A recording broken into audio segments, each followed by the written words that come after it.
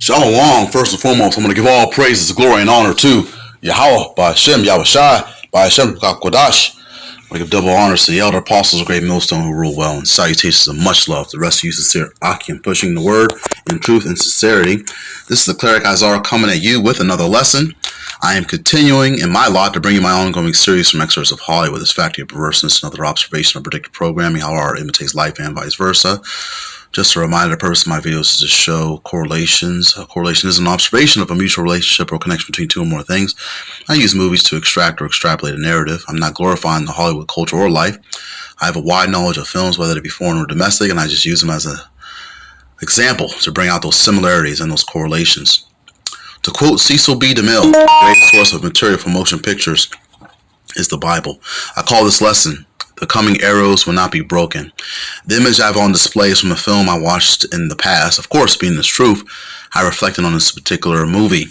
This movie was released on February 9th, 1996. The title is Broken Arrow, directed by John Woo.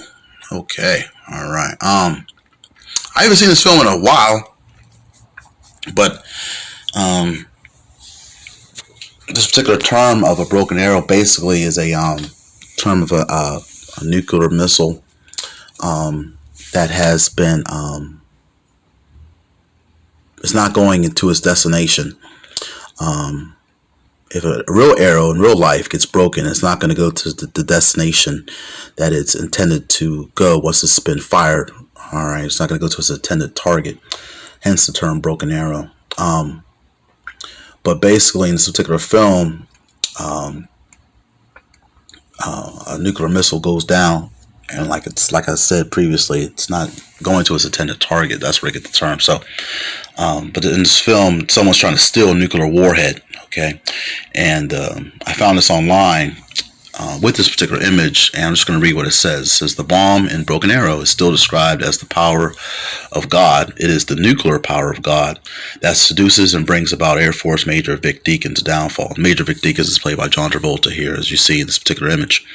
Okay, but basically in the Bible, it's these, not always, but in certain descriptions, when it speaks about the arrows, it speaks about the nuclear missiles, and the nuclear missiles are in the scriptures. Okay, so basically, and I'm going to just get right into it. I'm going to go into some scriptures where it talks about these nuclear missiles and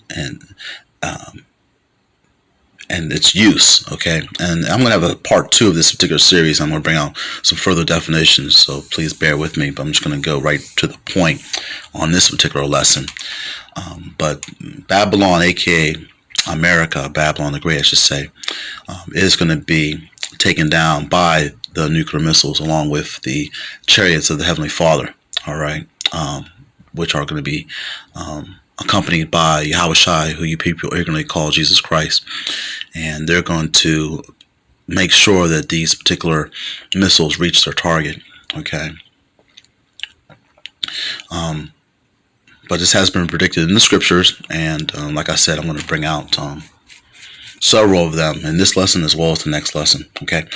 Let's go into Jeremiah. We're going to go into Jeremiah, the 50th chapter. We're going to read the 14th verse, all right, because it's speaking about Babylon the Great's fall and how certain its fall is going to be. Jeremiah chapter 50 verse 14, for it reads, "Put yourselves in array against Babylon round about, all ye that bend the bow. Shoot at her, spare no arrows, for she hath sinned against the Lord." Okay, so you see how it says against Babylon? So you can just throw out that whole saying about God bless America.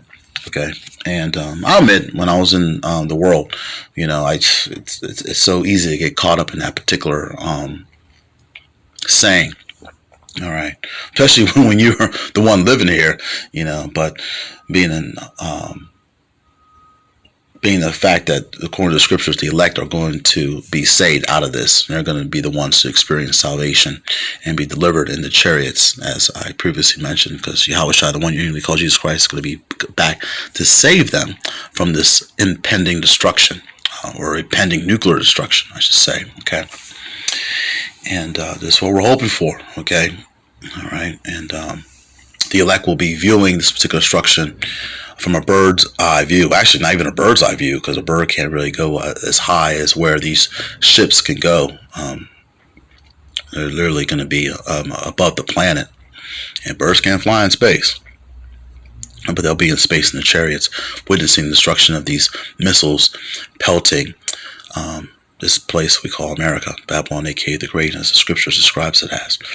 Let's go into the Apocrypha, and we're going to go into some additional sayings. But as I said in Jeremiah chapter 50, verse 14, or how the Most Heavenly Father had Jeremiah write, talked about the spare no arrows. All right, for she has sinned against the Lord, and this is what this country or this government or company has done. Okay, let's go into the Apocrypha.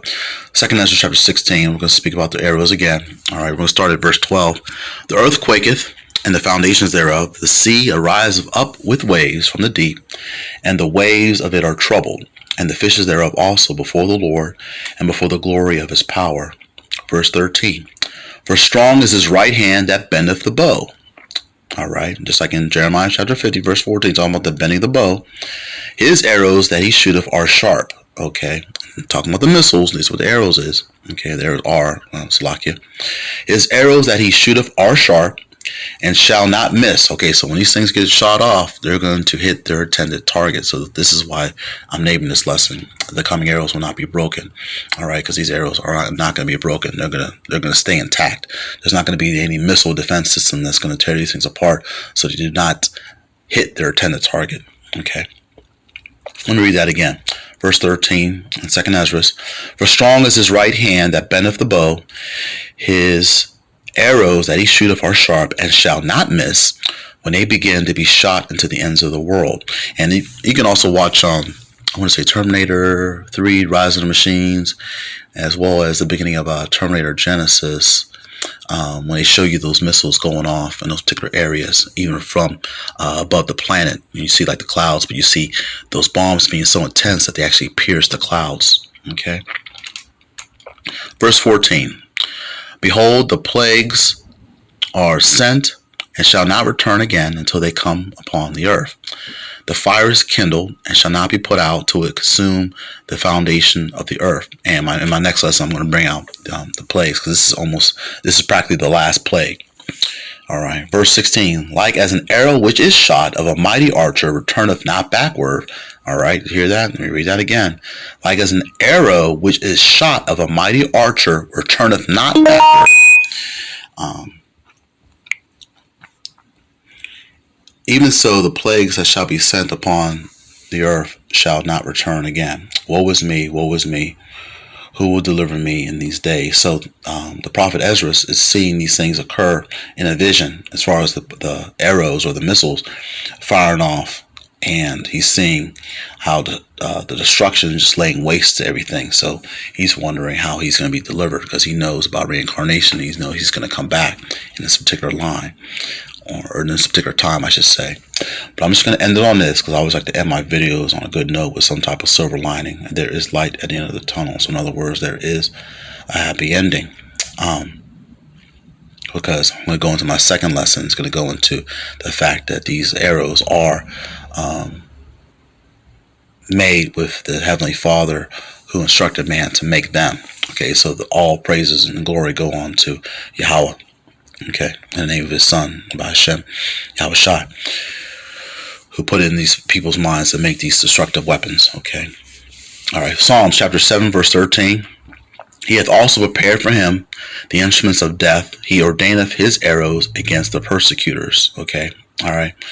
All right, so he's the one that's prepared. He's the one who has ordained these missiles or these instruments of death, as Psalm chapter 7 describes them as, and the persecutors, which are going to be the heathen, ultimately the ultimate heathen, Esau Edom, the so-called white man, okay, which his system is going to fall when these particular bombs are dropped, okay, and then afterwards, of course, the elect are going to descend from the chariots to put the elite, starting with the elite, into slavery, and the other heathen nations into slavery, and then hence starts the kingdom of heaven on earth. Okay, That's a happy ending, if you don't mind me saying so.